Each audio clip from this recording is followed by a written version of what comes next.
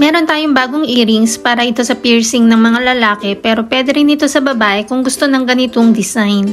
Ito ay 3.75 grams, 24K Korean gold na bibenta at nasasangla with authentication card. Ito ang ating earrings up close.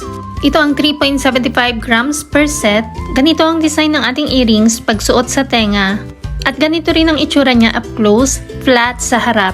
Ganito yung madalas na hinahanap na earrings sa akin ng mga upa natin kaya gumawa tayo ng sample para sa kanila. Pero again, pwede rin ito sa babae. Ang lapad ng ating earrings ay nasa 7mm at ang mga 24K Korean gold earrings natin ay silicone pakaw only. Optional lang ang 18K Korean gold pakaw kung gusto rin ng gold at mag-additional na lang para dito. Ang lapad ng earrings natin sa gilid ay nasa 2mm. At remind ko lang po na ang ating earrings ay flat sa harap at sa likod ay maaaring matambok ng konti yung isa at yung isa ay medyo flat.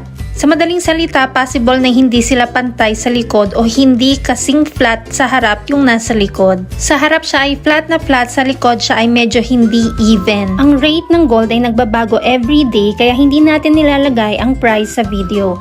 Kung gustong malaman ang updated price, mag-inbox kay Michelle Yu sa Facebook at subscribe ka na rin sa ating Mabenta KR Jewelry YouTube channel para updated ka.